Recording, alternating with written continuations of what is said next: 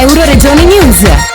Università Industria Braccetto. Con l'inaugurazione e l'insediamento del laboratorio Danieli Automation DigiMet si è dato il via alla costituzione dell'Union Lab Village, nuova area voluta dall'Università di Udine in cui concentrare gran parte dei laboratori tecnologici, dove ospitare centri di progettazione e sviluppo di imprese industriali, nonché laboratori per fare didattica. L'obiettivo è di integrare il mondo della ricerca e il mondo dell'industria per definire progettualità congiunte, formative di ricerca e dare così risposte più puntuali alla necessità di innovazione del comparto economico produttivo territoriale. Un importante finanziamento di Fondazione Friuli con il supporto della Regione Friuli Venezia Giulia ha permesso i primi allestimenti in questo polo scientifico dell'Ateneo. La cerimonia di inaugurazione si è svolta il 5 febbraio 2020. Di seguito estratti audio delle dichiarazioni di Pietro Fontanini, sindaco di Udine, Giuseppe Morandini, presidente della Fondazione Friuli, Gianpietro Benedetti, presidente di Danieli Group, Roberto Pinton, rettore dell'Università di Udine e Riccardo Riccardi, vicegovernatore del Friuli Venezia Giulia. Piero Fontanini, sindaco di Udine.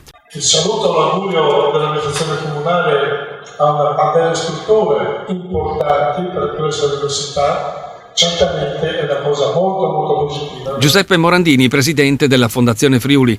È la strada giusta per l'università che vuole diventare sistema, è la strada giusta per avere al fianco di chi combatte e genera valore tutti i giorni l'università che può contribuire a fare la differenza. È la strada giusta per l'opportunità di formazione che noi vogliamo fare in questa regione, per la crescita della nostra regione. Questa è la strada che ci porta alla generazione di valore. Se non generi valore, non ci sono destinazioni, non puoi distribuire nulla. È anche la strada giusta dove si gioca quotidianamente la partita della competitività. E quali sono le sfide? La discriminante tempo. Quando parliamo di tempo del trasferimento tecnologico, fondamentale per la competitività di qualsiasi attività. Seconda variabile, i costi. C'è un costo sul quale bisogna lavorare, che è quello del contenimento, per quanto possibile, dei costi della prototipazione. E com'è che si riducono i costi di prototipazione? Proprio con questo tipo di insediamento, con questo tipo di affiancamento fra l'università e l'impresa. C'è un bellissimo lavoro fatto per il CUOA, è uscito in questi giorni, è stata una sorta di interviste su un bacino abbastanza ampio. Provate a immaginare cosa ha detto l'80% degli intervistati quando si chiedeva che ruolo deve avere l'imprenditore. L'unico ruolo che hanno attribuito all'imprenditore è quello della guida al cambiamento, della guida al rilancio dei territori. Le imprese sono state capaci di fare delle transizioni che altre non sono riuscite a fare. E allora a maggior ragione questo tipo di insediamento che ci rende straordinariamente felici come fondazione, perché ingegnere abbiamo investito con un certo impegno in questa iniziativa e sono investimenti che si fa con grande determinazione, grande convinzione, ma con una logica, e il direttore mi capisce bene, che se fosse possibile ragionare in termini di ammortamento, magari un anno in più, anche 5 anni in più, però sono investimenti che non dico debbano ritornare, ma con quello che generano crescere ancora. Allora questo sarebbe il massimo livello di felicità per la Fondazione. Gianpietro Benedetti, presidente di Danieli Group. Ho apprezzato l'apertura dell'università, che l'università, come tante altre cose, sono state molto ideologiche nel passato. Il sistema è abbastanza egoista e poco maturo perché non si rende conto che le ideologie, fini a se stesse, costano e che alla fine a pagarle sono tutti i cittadini. Però questo è un luogo fisico, ci si guarda negli occhi, Sì. si risolvono i problemi, si cercano delle soluzioni, questa è la strada a questo punto. Una dimostrazione che le eccellenze ci sono da tutte le parti, ha uno spirito positivo, collaborativo, chissà quanti ce ne sono anche nell'università, e quello che stiamo facendo qui, che è solo l'inizio, quando si comincia, no? È un mix tra la conoscenza dell'università, la nostra esperienza pratica e concreta, messi insieme dobbiamo innovare per poter produrre qualche cosa che abbia un valore aggiunto medio-alto. Tutti si riempiono la bocca nei discorsi, se lei vede, però non abbiamo gli ingegneri specialisti, cioè siamo indietro almeno di 10 anni rispetto ad altri paesi. Va bene, ma quello è ok, adesso partiamo, affascineremo i giovani perché la cosa è affascinante, gli diamo delle prospettive, andiamo, è un piccolo passo comunque, un piccolo passo, e anche evitare lo splittamento che c'è il centro ricerca università, Science Park, quello chiamato Centro Danieli, eccetera. Sono tutte cose che invece in qualche modo devono mettersi insieme per razionalizzarsi e ad avere dei risultati concreti. Ha parlato bene Morandini oggi.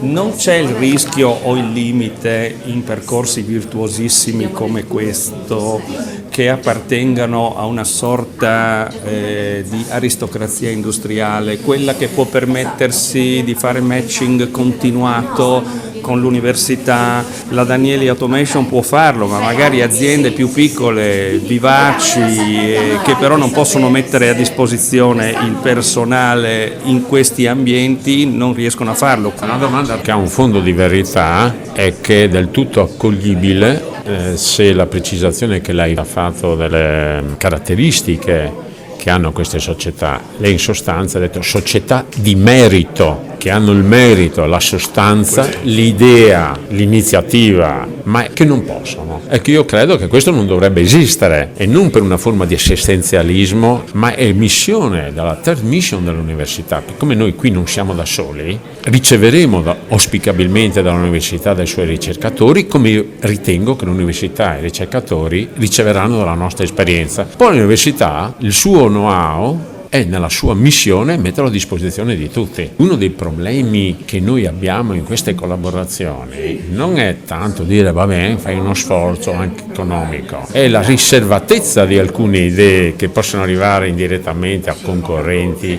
e che lei le mette a disposizione. E lì stiamo imparando come fanno queste cose che esistono in Inghilterra, in Germania e in America. Evidentemente fa la tecnica del salame, cioè lo affetta. C'è questa è un'idea, lei l'affetta in modo che non vede tutto il salame, vede alcune specializzazioni, poi la messa insieme spetta a lei. Però quella cultura lì a cui accennavo prima è una forma culturale che deve essere patrimonio di chi hanno capacità di utilizzarla, sì, pagando. L'università dà un servizio, lo paghi, ma lo pagano anche la piccola azienda che non ha i mezzi, tutto quello che diceva lei, se riceve un servizio che si vede alla sostanza, lo paga tranquillamente e può pagarlo. Quindi va bene a tutti e due, all'azienda e all'università che si sostiene. Roberto Pinton, rettore dell'Università di Udine. Finalmente riusciamo a creare il primo passo per poter essere concreti al di là delle parole. Sì, crolla forse un muro che poi in realtà non esiste veramente, perché collaborazioni naturalmente fra l'università e l'industria ci sono tante, però è vero che poi alla fin fine o si ha un progetto comune di ricerca o si ha da rispondere a una specifica richiesta, ma non c'è mai un momento di incontro in cui si può essere liberi da questi condizionamenti e in effetti lavorare assieme. Ecco, da questo punto di vista credo che bisognasse creare proprio un luogo fisico dove fare incontrare le menti diverse. Poi in realtà più che risolvere esigenze possono venire fuori veramente anche delle idee nuove e innovative. Questo naturalmente nasce però anche dall'idea che i partners, insomma, chi si deve sposare in qualche modo deve essere d'accordo, insomma, deve condividere la scelta e calarsi anche nei panni degli altri, e d'altro canto ci vuole anche una dote perché si sposa, quindi bisogna avere avuto in questo caso dei finanziamenti che ci hanno permesso di produrre e mettere assieme questo tipo di edifici, dove però poi gli insediamenti ci aiuteranno anche nella gestione di queste attività. Una cosa molto importante per noi è che le aziende entrano all'università di fatto, perché questo è uno stabile dell'università ed è praticamente parte del campus scientifico-tecnologico dell'università. Quindi questo credo che sia sicuramente una novità, non essendo un politecnico e, come diceva lei, in campo decisamente nazionale quantomeno. Questo è il primo passo con Danieli Automation, e sul calendario e in prospettiva ci sono già altri nomi, ci sono trattative, ci sono situazioni che stanno venendo avanti? Allora, di insediamenti aziendali ci sarà DataMind, sempre un'altra azienda di questo tipo, Beantech, è un insediamento della piattaforma di Confindustria sull'intelligenza artificiale. Quindi noi siamo assolutamente, poi dobbiamo anche fare i conti con lo spazio e ovviamente ci saranno i laboratori dell'università dove svilupperemo dei prototipi, per esempio di realtà virtuale, analisi sensoriale dei cibi, in modo da poter sperimentare e magari mettere a disposizione per vederli o assieme sperimentarli proprio alle imprese. Riccardo Riccardi, vice governatore del Friuli Venezia Giulia. Un compiacimento per questo risultato. Ecco, io credo che questa testimonianza di oggi della capacità di ridurre la distanza e nella sostanza di dare garanzia rispetto delle prospettive sia la strada giusta. Ovviamente non posso che affermare la mia soddisfazione e congratularmi per questa importante esperienza che oggi qui la vediamo materializzata con il sostegno di tutti. Euroregione News.